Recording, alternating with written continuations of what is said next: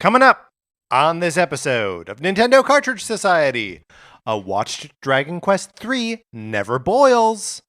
It's dangerous to go alone, so the Nintendo Cartridge Society goes with you.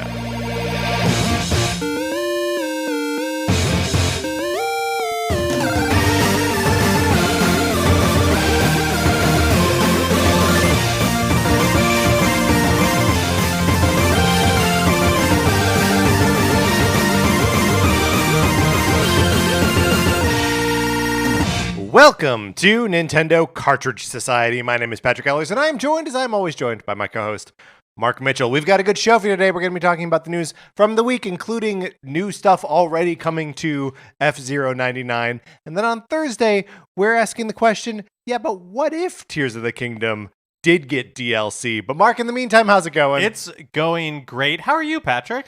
I'm a little tired. I was out of town this last weekend. And just like came right back in, hitting the ground running, and I'm like, here we go. Let's keep going. Mark, do you realize it's almost October already? It is too crazy. I know that we're getting close to Halloween. Yes. Because every year the neighbor across the street from me makes an elaborate Halloween display. Yeah. Basically, my neighborhood goes nuts for Halloween. Christmas, everybody's pretty, middling on. No one's the Griswolds here. Yeah, that's right. Right. But Halloween, someone's the Griswolds. people go nuts. I feel like the unofficial sign for the neighborhood that, hey, let's put out our Halloween stuff is my across the street neighbor starts building at the beginning of September his grand display for the year. And then as soon as that happens, people are putting up projections outside their house. Right, pumpkins. Uh-huh. It's all happening. Well, and the mayor of your neighborhood is Jack Skellington, yes, correct? That's right. That is correct. Uh-huh. Famously not the mayor. There's a separate mayor character in that movie. Why did I pick mayor? What is he? What is Jack? Does he have a role? He's the Pumpkin King. I guess he's but I mean, to your credit, we don't know what happens after the movie. Maybe the mayor gets deposed. Sure. Or just loses an election. And Jack, that is possible. Or impeached. Impeached. There we go. It's a little bit more of a civilized way of deposing someone. Mark, the other way that we can tell that it's October and that we are nearing the end of the year is that we have hit the time of year where I drive over to your place for our record at 7 o'clock, and I did not have to put sunglasses on. Oh, wow. The sun was already low enough in the sky beyond the horizon that that's it. We're losing daylight. A changing of the seasons. Mm-hmm. I'm already anticipating a ton of... here we go. Of seasonal affective disorder. Yeah, that's right. That's right. We can all look forward to being sad. Speaking of being sad, check out our Patreon, patreon.com/Nintendo Cartridge Society, where we are seldom sad. We are usually having a great time. If you would like to support us at the 8-bit or 16-bit levels, you get access to our once-a-month episodes of miniseries that we do. We've done a series on detective shows. We are currently making our way through NCS Goes Broadway. We just talked about Les Miserables. We are about to talk about The Music Man. And guess what? They're all great eps. Yep. And we are going to, in short order, be setting up a poll to vote on what the next mini-series will be. And if you're a member of the Patreon at any level, you can vote in that poll and help determine the fate of the show. What do we talk about next time? Also, whether you support us on Patreon or are just a listener, you can join our Discord. Yes, email us at Nintendo Cartridge Society at gmail.com, and we will send you an invitation to that Discord. And look, if you're listening to the show, you are not just a listener. I know Mark said that. He didn't mean it. He didn't mean it, Mark. It's true. I didn't mean it. But, we have to put people into different buckets, those who listen and those who don't just listen. No, we appreciate everyone for whatever level of support you have for the show. Even if you are just listening to it up to this point and you turn it off after this, I guess give us a little bit more of a chance, but we appreciate it regardless. Here is something else you can do. Mark, we have another call to action, and this one's a quick turnaround. We are coming up on, and I don't know if you can believe this, our 700th episode of this show. Wild. 700 episodes. So we have decided to rank our hobby horses. Mark, what's a hobby horse? It's like the characters or things from Nintendo games that we tend to go back to. Yes. It tends to be our pet projects, like That's right. Stanley the Bugman. Star Tropics. These are two great examples of things you and I just cannot let go of. Things from the Nintendo universe that we love and people who don't listen to this show probably don't know about. So if we are going to be ranking those, but we need your help to point out what our hobby horses are. We think we have an idea, but we know that you're clocking some that we are not noticing. You never see, it's like... start with the man in the mirror. Do you know what I mean? I do know what you mean, yeah. So, yes, help us out. So either email us at Nintendo Cartridge Society at gmail.com or go to the Discord and drop it in the latest episode discussion and let us know what our hobby horses are. And if you have any other observations about those hobby horses that would either make them rank high or rank low or whatever. We want your input on this. It's going to be a huge task and we need your help. We also have a couple of debugs to get through. So when, I'm already forgetting what it's called. But last week during the Nintendo Direct, there was new remakes of a DS and Wii point-and-click adventure game. Yes. It's like Hotel Dusk Room 20 something. No, okay. Hotel Dusk is a game from the same developers as this series that was announced that for some reason I'm blanking on. Yes, you are right. Sing is the developer. Hold on, we're getting there. We're getting there. Okay. Is it... Oh, it's Another Code. Another Code. There we go. That's it. All right. So Another Code remakes were announced. And at this time, we were talking about Sing, the developer, and they also developed a game called Hotel Dusk, which was another point-and-click adventure game on the Nintendo DS. And at the time, I said, I thought that Hotel Dusk was part of the Jake Hunter series. Jake Hunter is a long-running point-and-click adventure game in Japan that also had one game published outside of Japan in North America on the Nintendo DS. But that one is Jake Hunter Detective Chronicles, and Hotel Dusk is not a part of that series. It's just its own game. But the protagonist of Hotel Dusk is named Kyle Hyde. Yes. Which is very close to being Jake Hunter as far as I'm concerned. They're basically interchangeable. They're the same name. Yep. And then another debug we got in the Discord from Stas. Stas writes, I don't come here often, so sorry if this came up already, but I can't keep quiet anymore.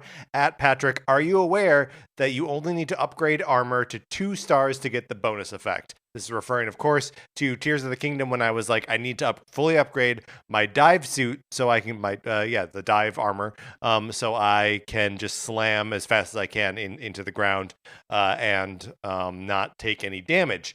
And hey, I did not know that. Instead, I went and upgraded it all the way, which I still think is the right choice, right? To upgrade all the way? Yeah, absolutely. You're not an armor upgrader. I don't know why I'm seeking validation from you on this one. Yeah.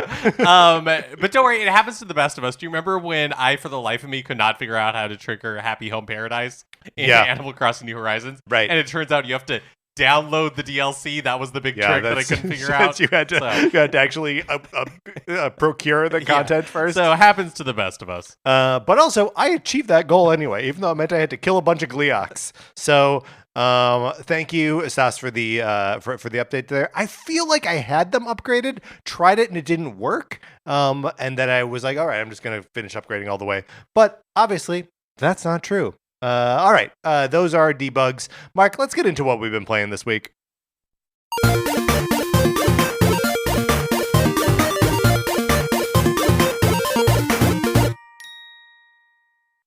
Let's start with the game du jour, right? The F-Zero 99 dropped as concurrently with the Nintendo Direct last week. It is free to Nintendo Switch Online subscribers and is a lot of fun. Mark, we have both been playing it. Yeah, I do think it's a lot of fun. I think any of these 99 games, no matter how good they are, I feel like they... Let's just say it, are never going to measure up to Tetris 99. No, and I don't mean that in like it's just really hard. Like in let's identify our hobby horses kind of way. You start F-Zero 99. Yes. And you have to go through a multi-step tutorial before it eases you in, yes. And it makes sense because the thing that makes Tetris 99 so attractive is that everybody knows how to play Tetris. Mm-hmm. You don't have to explain the mechanics of Tetris, but F-Zero 99, they have to step you in. They do a good job of stepping you in and making you like comfortable before you are kind of like let loose into the competition. But I feel like that's just, it's an impossible standard to make a game as like instantly playable and understandable as Tetris 99. Like, I do think that there are some of the other 99s have gotten close, right? Like Pac-Man 99 in particular, everyone knows how to play Pac-Man. But it's kind of the way that you deal damage to other people in Pac-Man and the way that you like resist damage being done to you, that's not intuitive. Whereas like clear lines as fast as you can in Tetris, that makes sense. Yeah. You know, like back when you were playing Game Boy Tetris against your friend through the link cable, like you were doing that same thing. It was 1-on-1 instead of 1-on-98, but like the same principle is there. Yeah. And I'm just saying all the negatives, I guess, all the critiques up front. Yeah, here are all the caveats. I really am having a lot of fun with it. But when I get into the top 40, let's say, that's a huge accomplishment. Hey, sometimes if I finish the race, I'm happy. Do you know what I mean? Because it's like super chaotic, but I feel less in control in this than I do in Tetris 99. Yeah, I do too, and I know that it is because I am less good at F-Zero than I am at Tetris. But it's also for that same reason, and I think just like the natures of both those games, F-Zero 99 is much funnier than Tetris 99. Definitely. Every time the race starts and it does this, because it starts like all the characters off on this like huge like launch pad, right? Where like you have a little bit of track that you have to go before it like puts you onto the main track, just because there's no other way to start 100 racers all at the same time. And it's funny every time. I think it's such a smart solution. Like it is really fun. Everybody like lined up, ready to go, knowing that you're all funneling into a single lane. Also, it's just so chaotic that it is fun in the way that it's just like, you know, like stuff is happening, people are exploding. You're doing this little like spin move to like knock people out. Yeah. Do you find yourself like using the attacks very much? No, like the side swiping and the spinning around. No, to, like, knock people but out? I feel like I'm spending most of my time either like focused on trying to collect the gold orbs or just not die. Right. There's a lot of just like white knuckling it here and just like hoping for the best. I mean that's been my experience too. I'm also like, it is important for me to remember as I'm starting to get into a game like this, that it took me a long time to get a Tetris Maximus, right? And so finishing in the top 40 of a race, like pretty good. And at lower levels, the game does like give you experience points and like all that kind of stuff to start collecting like decals for your cart. What are they? They're not carts. They're what are they? Race cars? F-Zero cars? I don't know. And you know there are customization options and stuff like that. And I'm excited to like spend a little bit more time digging into it. I have not done a ton in the game yet. Yeah, I think what I am looking forward to understanding, because you're right, when, you know, Tetris 99, there was a lot of, in the beginning, like, you know, there's the different targeting options, and how do you use those, and which one do you want to use? Just set to KOs. Just set to KOs. That's the only, that gets you the fastest knockouts, so you get badges that way, and then your lines do more damage, just go straight to KOs. And so I feel like what I am struggling with is like, I understand how somebody can be really good at Tetris. I don't understand how somebody can be really good at F-Zero 99. And I'm looking forward to that sort of like metagame emerging so that there are at least some like strategies for a simpleton like me to be able to, you know, try to implement in their game. I mean, here's the thing with F-Zero is that the series is like notoriously hard, right? Like every entry in the game like gets to a point where it's just like, yeah, some of these challenges you probably won't ever be able to beat. Like the second GBA one is like has a reputation for being like, oh yeah, no one can actually unlock everything here.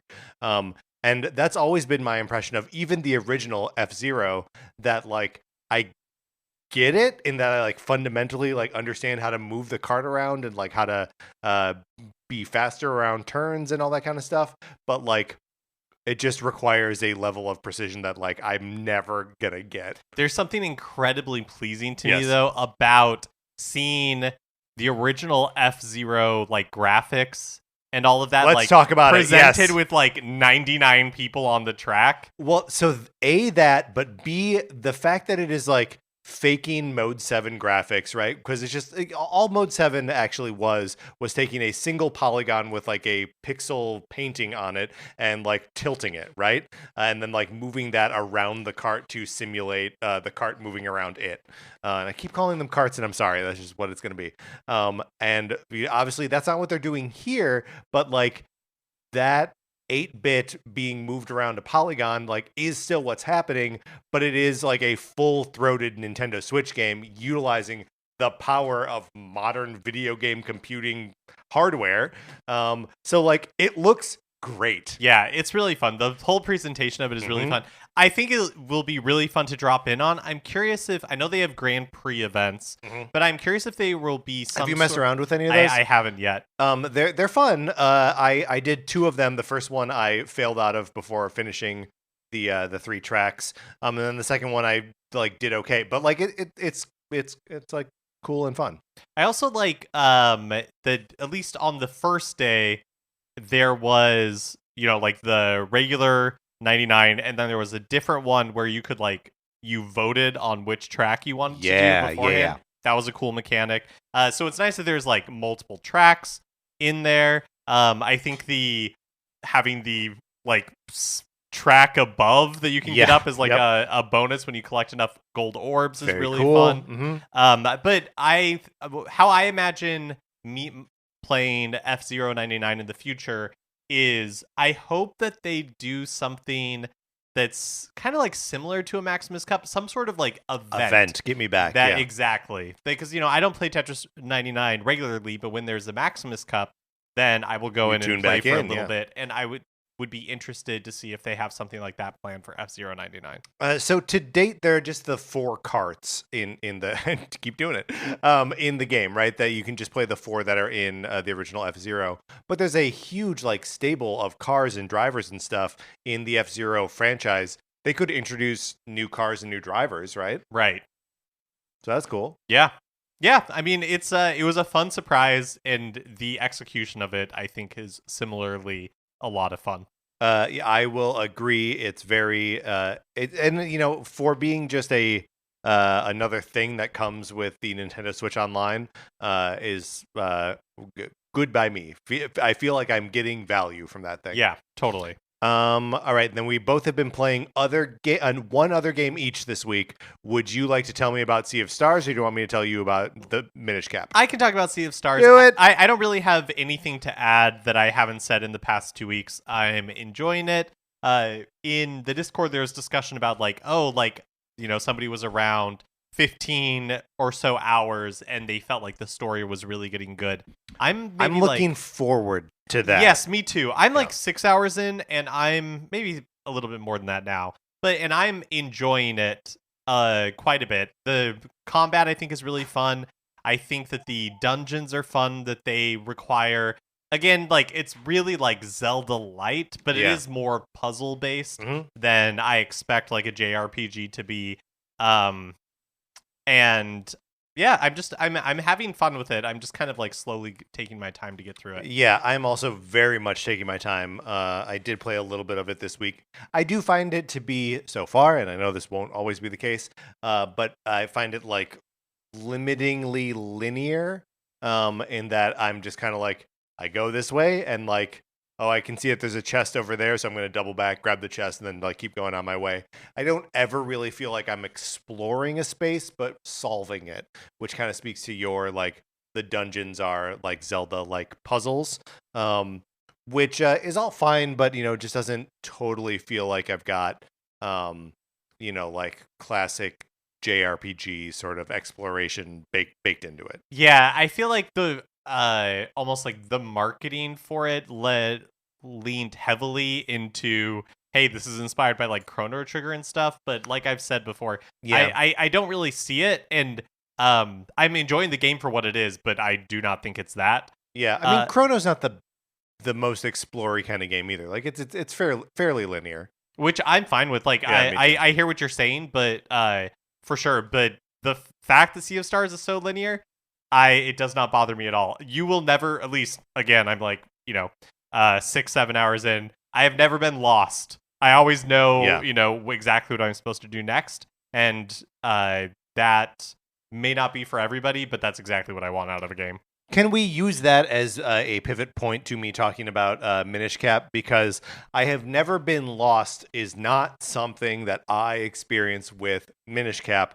I frequently find myself lost early in the game. I'm further in Minish Cap than I've ever gotten before. I finished the second dungeon, which I realize is not very far. But this is a game that I traditionally give up on within the first hour or so. And I'm sticking with it, by revisiting it sort of over time.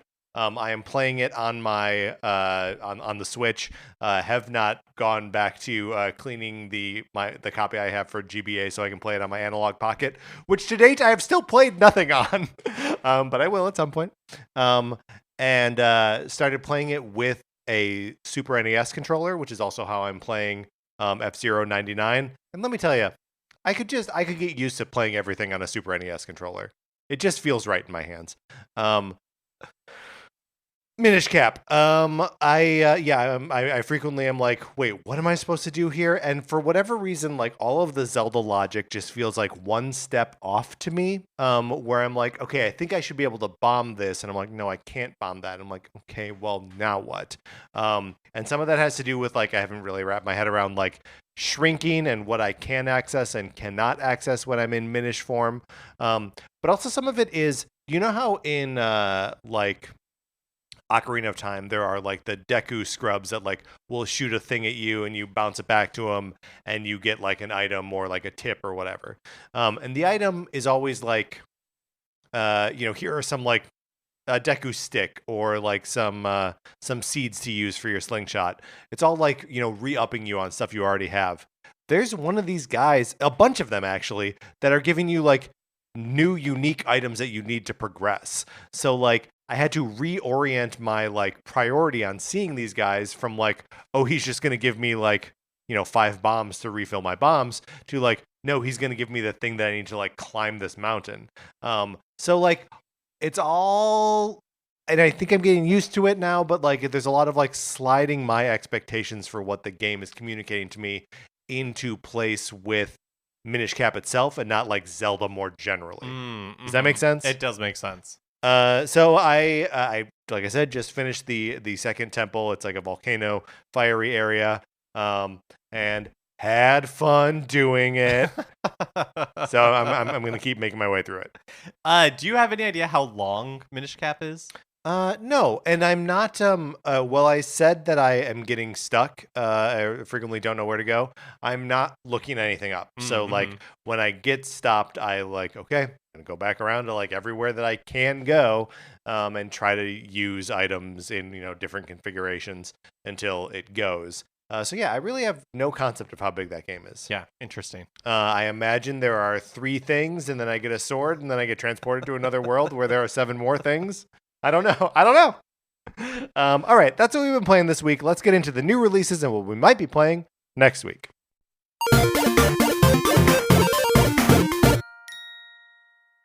Today, September 19th, Mortal Kombat 1 is released on the Switch. Mortal Kombat 1. Mark, have you seen any of the graphics comparison videos? Yes. This is a funny thing that's happening, right? That it doesn't look all that great on Switch? It's not just that it doesn't look all that great on Switch, it's that it doesn't look all that great on Switch, but the character like acting and particularly the eyes are like a static thing that have no acting behind them and just have like a single, there's no like variation to like how the light plays off their eyes. So their eyes are always like wide open and just like reflective. Yeah. It's like googly eyes or like Pokemon games when, people just stare blankly at you. I would love it if they just put googly eyes on the characters. I feel like that would be a fun way to acknowledge. Be like, I don't know, Switch can't do this. They've got googly eyes.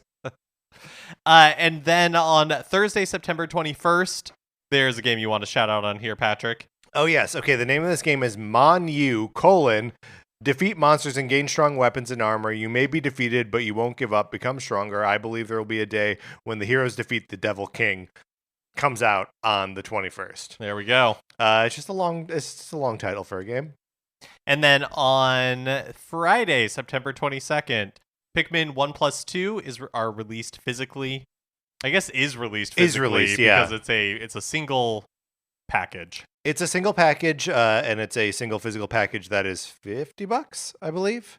At least that's what the bundle was on digital. Last week during the Direct, we talked a little bit how it's interesting that Luigi's Mansion Dark Moon changed the name of that game with the HD remake to just Luigi's Mansion 2. And I don't remember if we mentioned it at the time, but I thought about it later.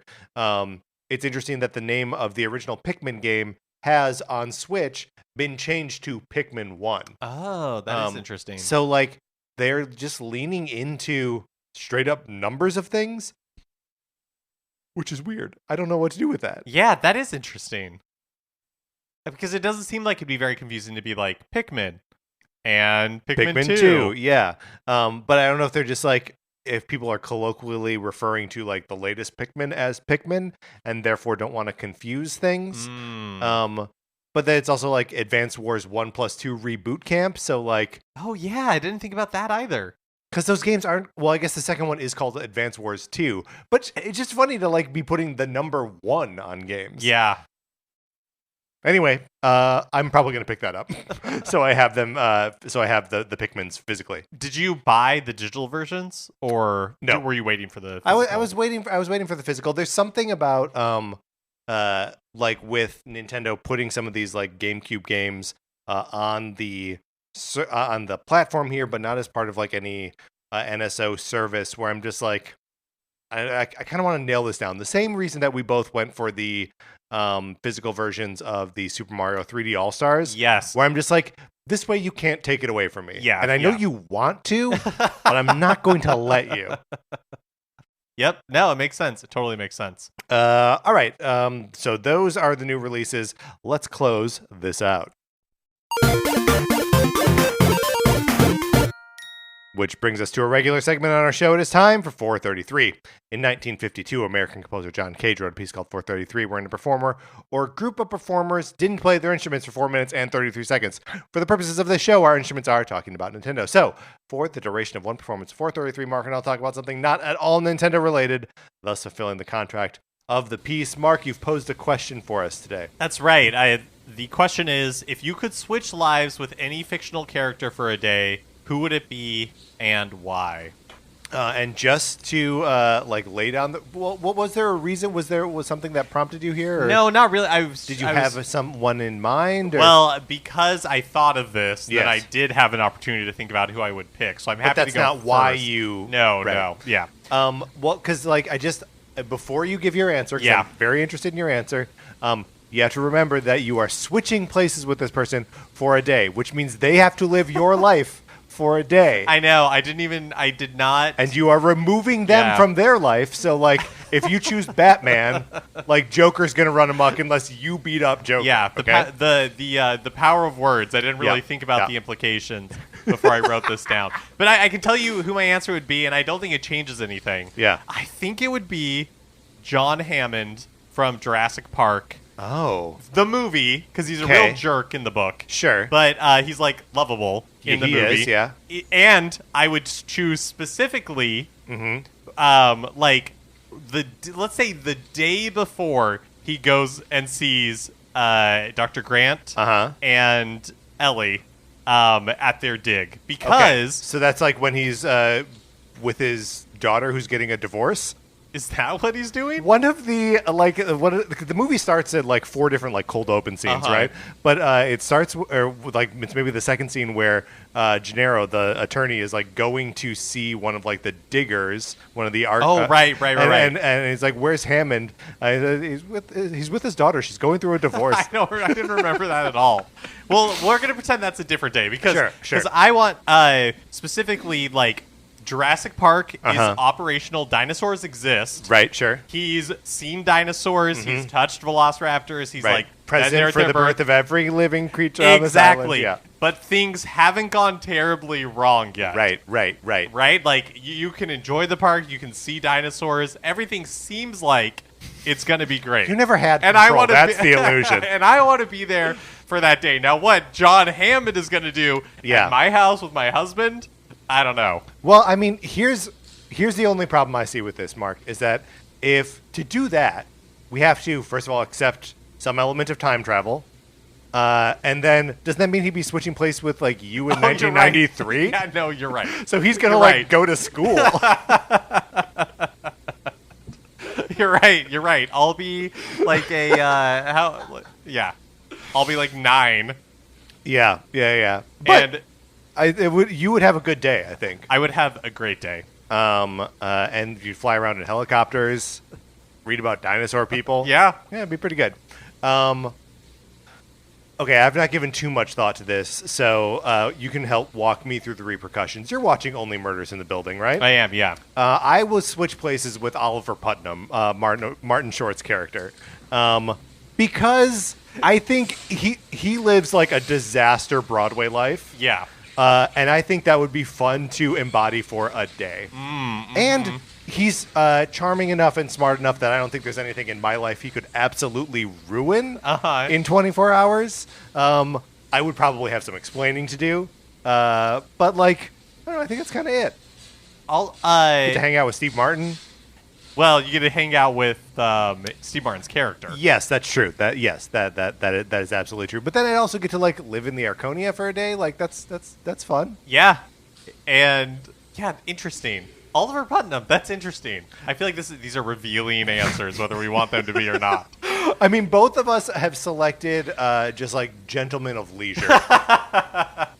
We were under no danger of the Batman scenario that I posed earlier. No, it was very low risk. Yes, that either one of us was going to pick someone who would have to inflict violence on someone. Yeah, yeah. Well, and I'm just trying to think of what Hammond does in your. I mean, it's not you're switching places, right? It's not John Hammond in your body, right? And right. So wait. Yeah. So is the implication of this that like I, 9-year-old Mark Mitchell, am showing up at like John Hammond's house, and people are like, "Where's John Hammond? What are you doing here?" Yeah, I mean you're wearing the white linen suit, of course. But all right, we were accompanied today. That was actually kind of nice. It felt like the applause was for my joke about the suit. Isn't that nice? That is nice. It's a nice feeling. We were accompanied today by the Randolph College Chamber Orchestra with soloist William Parrish Jr. Mark, let's get into the news.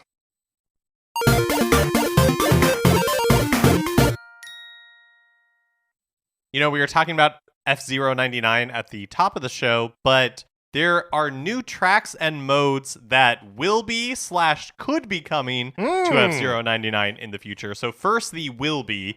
On the Japanese Nintendo website, the company has announced that courses from F-Zero's Queen League will be added to the game in the next week, followed by the King League tracks in a mid-October update. Okay. So currently in the game are Night League tracks, plus Whiteland 1 and Port Town 2 from the Queen and King Leagues, respectively. Okay, so we are already dipping our toes into the other leagues. I always have a tough time with the F-Zero tracks because, like, they only have, like, a couple different themes, and then they have, like, different iterations of that theme. Yeah. So, like, I never really remember what's what. But it'll be cool to see more tracks come to this thing over time. What do we mean that these tracks could be coming or are coming? Where's that information coming from? Okay, so these will be coming for sure because they've been announced. Got it. Now for the could be part. Whoa. And this comes from data mining. Great. So data miner Oatmeal Dome on Mhm. X has found 2 unreleased modes in the code for F-Zero 99. Modes in the code. Arcade mode and survival mode. Metal Gear. And nothing, and we don't know anything else. Yeah. We just know that these 2 modes were in the code. So, does this mean that they are coming in the future? Does this mean that they were like worked on but abandoned? We don't know. Yeah, and I wonder what like the difference for either, because I mean honestly, arcade mode and survival mode feel like the same thing to me. Like, just if I had to guess at what types of games those are, that feels very much the same, right? That like play until you can't go anymore. That's survival and it's arcade, but it's also a little bit just like what the game is already. But maybe with a heavier emphasis on elimination. I don't know. Interesting to think that there's not just tracks but game modes that we don't know about yet. Also interesting that if the schedule that Nintendo published holds, that means that all of the tracks from the original Super Nintendo F-Zero game will be in the game by mid-October. So it makes me wonder if like It's pretty quick. It's pretty quick, and it makes me wonder if they are going to add all of these tracks, so like the entirety of the Super Nintendo F-Zero game has its tracks there, or are they going to be like rotating tracks, so some tracks will Oh leave? yeah, that's a good point. You know, because otherwise Splatoon style. Exactly. Because other Kind of. well, yeah. But yeah, like are they going to remove tracks and there will just be feature tracks for a while and that'll constantly be like Yeah. switching out? Because otherwise, unless they plan to add tracks from other games, Right, you run out. then they're done. quick. You're done by mid-October. But I mean, there are a fair number of F-Zero games, including a bunch of the like 2D ones, right? Because there are 2 different Game Boy Advance games, and the second one of those is a big game with a lot of tracks in it. So like, but yeah, maybe you reach a point of diminishing returns and like what's iconic outside of like Big Blue and Mute City, right? Like with the list of iconic tracks in F-Zero gets short, especially when you leave the first game. But maybe that doesn't matter. Maybe like the iconicness of the tracks isn't as important to this. I don't know. Yeah, I don't know either. F-Zero, it's just been so long since we've had anything F-Zero. This is a great point. That, and I personally, I don't think that this like portends a new F-Zero game or anything like that. This is a new F-Zero game. Yeah, no, you're This is- right. I mean, this is something that we didn't really talk about as we were discussing the game itself. But I find that the way you control the car, like the control on the car, is a little different. I think the game is a little bit slower than Super NES F-Zero. And as a result, the carts all feel a little bit heavier and a little bit more controllable than they did in the original. I don't know if that's your experience of it. Either if you've done like a side-by-side of F-Zero. I it's been long enough that I've really played the Super Nintendo F-Zero game that I don't really remember. Yeah, I mean, I think in a lot of ways this plays like what I think F-Zero played like. That trick of remakes of like, oh yeah, this is how the game looked and played before, and then you go back to the original and you're like, oh no, I was way wrong. But regardless, cool to see more stuff coming to this game. I wonder how long they plan on supporting this. Yeah, Tetris 99 just seems like here forever. Yeah. But, we had Super Mario Brothers 35, which was limited time. Yep. Pac-Man 99, which turned out to be limited Yeah. time. And now we have F-Zero 99. Yeah, it's impossible to know. One thing that I think is interesting is it does make sense if they're following the Tetris 99 pattern that they would introduce new modes in the future. Yeah. Because Tetris 99 had a big update after like a year or so, and then It was a paid update too. Was it? Yeah. So if you were here's my memory of it. Yeah, go. Is that Nintendo Switch Online subscribers like got it, but at the same time they introduced a packaged version like a retail of version of it. of Tetris 99 That that you you could could like bring- pay for that you but could bring couldn't- online without. No, I think it was just I don't think it Yeah. went online. I think it was just like Tetris 99. But it's been so long, I don't remember what the packaged version See, was. my memory is that the package version came with the DLC. Okay.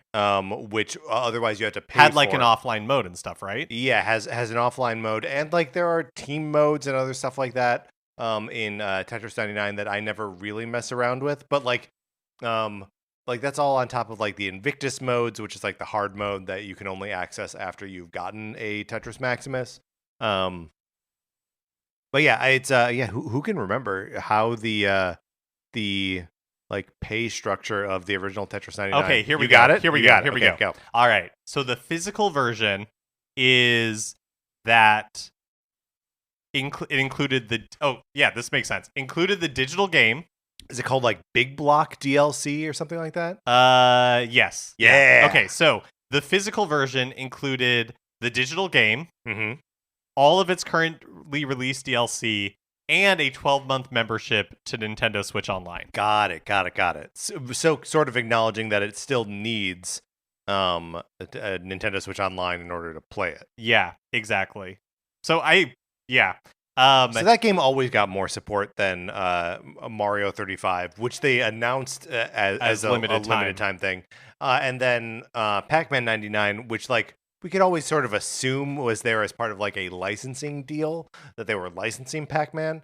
So they wouldn't be able to keep that it wouldn't forever. be in perpetuity. But like we have no reason to expect that this will go away, right? We don't. You know, one thing that was kind of silly about Pac-Man 99 going away is people paid for DLC to that, right? Like like skins and stuff. Yeah. And then it's just gone. Can you not play like the single player version of it anymore?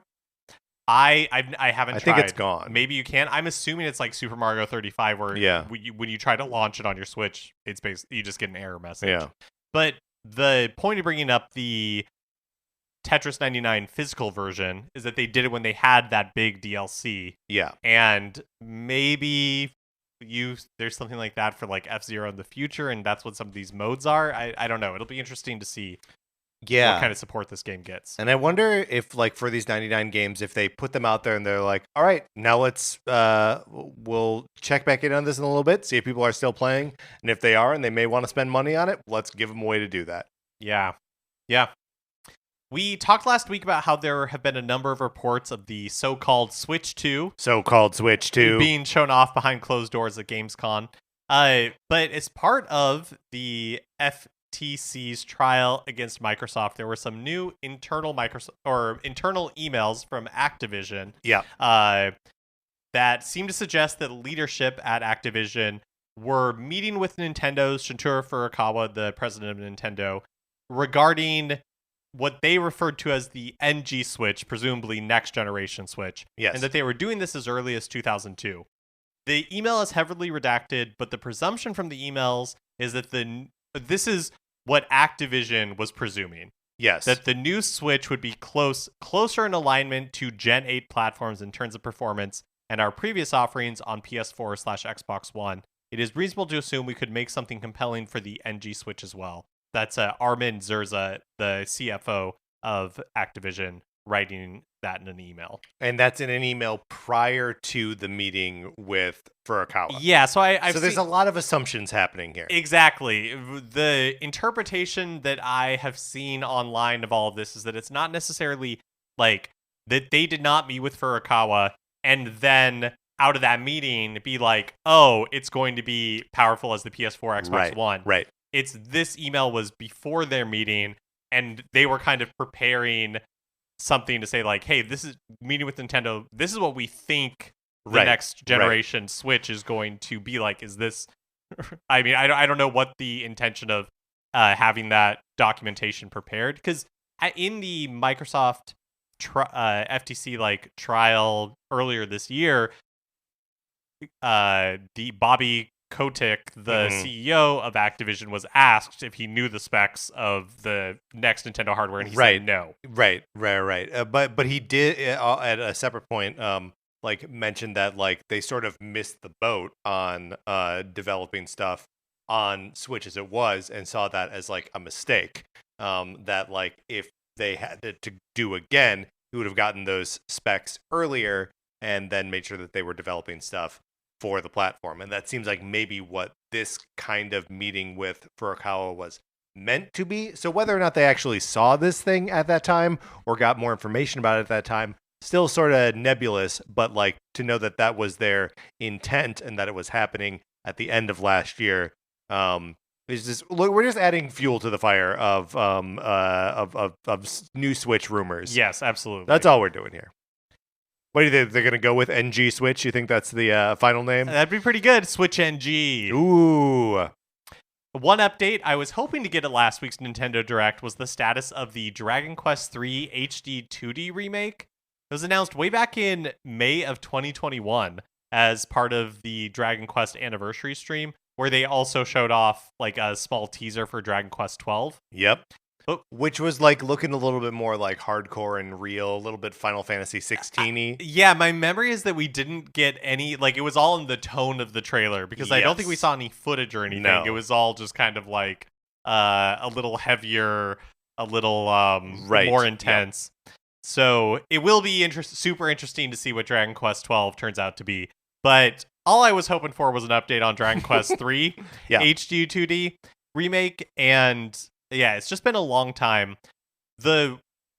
We haven't seen anything from the game since that stream, but the Japanese gaming magazine, which is nuts, by the way, that like we've actually seen nothing about it since. It's been over 2 years. Yeah.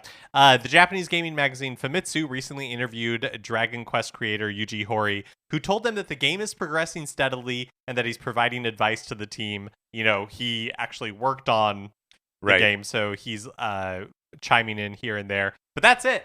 Mm-hmm. That's it. Back in December of last year, Yuji Horii mentioned that he hoped that the game would be able to be showed off soon, and we just haven't seen anything. And I am excited for this game. Yeah, I'm excited for it too. It does. It feels like interesting and a little frustrating that like all these other Dragon Quest Dragon Quest Treasures came out earlier this year. I think it was at the end of last year. Maybe at the last year, yeah. And like Dragon Quest Monsters 3 is coming out. And it's all this kind of stuff where I'm like, no, just like I just want this remake of 3. And I'm also like, why aren't there more Dragon Quest games playable on Switch? Like mainline Dragon Quest games. Great question. They love to remake these games. They did love to remake them, and there's a remake of at least some of them on iOS and Android. Yeah, that's true. And I'm not going to play games there. I'm not either. But that's the thing. Yeah, it feels like, and hope maybe HD 2D is the key to some of these older games, but I don't know what you do when you get to like the when you get to like 6 and 7. Well, because even at the end of the Nintendo 3DS generation, they published Dragon Quest 7 and 8, right? 7 and 8 in North America, like those remakes. And I feel like the DS and 3DS, like that fidelity was where they felt comfortable with these remakes. Sure. And I just wonder if like the budget, more work. Yeah, exactly. So I don't know. That's why like the HD 2D remake makes sense to me, because they have this engine that will probably like fit it really well. But what do you do with some of those older games? Because you're right. I think they would sell well on Switch. I mean, certainly much better than they would have sold on 3DS at the time they were putting those out, because that was like late, either concurrent with the Switch or maybe just like a little bit before, like sort of in the final days of the 3DS when, you know, it puts them on the same footing as the Mario and Luigi remakes, which sold terribly. So yeah, it's I hope they do find a home for most of the series, because like you could only play 1, 2, 3, and 11 as Echoes of Elusive Age Definitive Edition for the Nintendo Switch on the Nintendo Switch. And in North America. In North America, yeah. Are there others? Just 10, right? There's good point. The 10 offline mode or offline edition or whatever. And did they never? I genuinely don't know. Did they release like the MMO on Switch in Japan? Oh, I don't know. Yeah, I don't know either. Back in July, we were talking about the upcoming release of Jurassic Park Classic Games Collection. This is why you were thinking of John Hammond. Maybe this is why. This is why. In July, all we knew is that the Game Boy, NES, and Super NES games would be included. And Patrick, you were disappointed that they didn't include the Sega Genesis games, but turns out it will. What is happening here? Jurassic Park and Jurassic Park Rampage Edition for the Genesis will be included. There's still no release date, but you can pre-order the physical version from Limited Run Games until October 15th. I'm very confused by this collection because it's not being put together by it's a Limited Run Games release, right? It's not just that they're putting out the physical version, they're like compiling it or something. Maybe, yeah, I don't know. Because it's not like the sort of gold standard for that kind of stuff now is Digital Eclipse, where they're doing all this like museum sort of content and like really allowing a new way to explore like a full series with different options and stuff. But this always just looks like it is straight up simply a collection of these games. And there are so many Jurassic Park games on a bunch of different platforms from the 90s. And yeah, that weird that the first time they came out to be like, here are the games that are going to be included, the Genesis ones weren't like front and center in that. I couldn't tell you what the NES Jurassic Park was. Guarantee it's bad. Guarantee it's real bad. Yeah, guarantee it's awful. Ditto the Game Boy one. The Super NES one is also no good, but I love it. But the Genesis ones they were like side-scrolling. You played as Grant and could alternate between him and playing as the Raptor.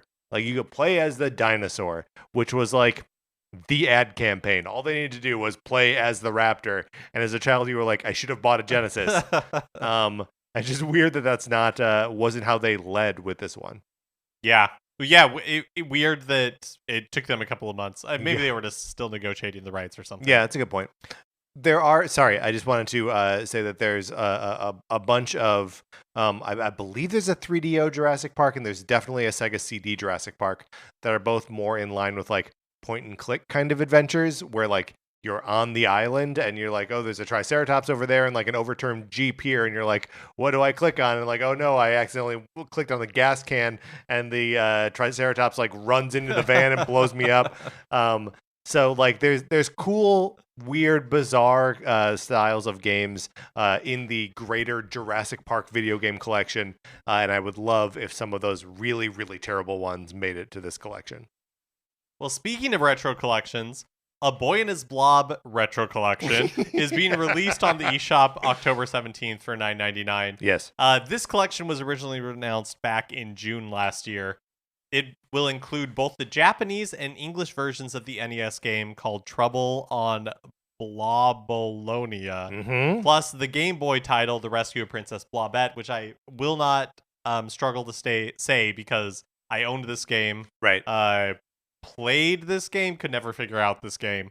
Watched a YouTube walkthrough of it like 10 years ago, realized it's like 5 minutes long if you know what you're doing. Rescue of Princess Blobette, you can write in with that as one of our hobby horses. That's right. Finally, Jupiter has announced that all of their Nintendo 3DS Picross games, minus the ones with the Nintendo characters, will be coming to the Switch starting in 2024.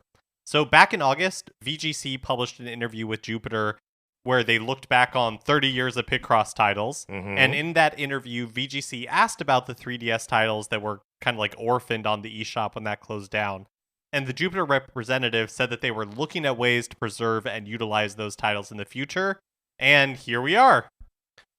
So yeah, okay. So, and describe the release strategy here because it's a little strange. Yeah, so Picross S Plus is the name of the new game / platform. Yeah. So it'll launch in 2024 for $4.99 and includes the puzzles from Picross E. Yes, Picross E being the first of 9 Picross E games released on the 3DS, only 8 of which were released outside of outside of Japan. So that the 9th one will be is the first time that it'll be coming to Europe and North America. Right. So you will download Picross S Plus. You'll have all the puzzles from Picross E. And then in the future, each of the remaining 8 3DS Picross games will be added as DLC to the game for that same $4.99 price. Right.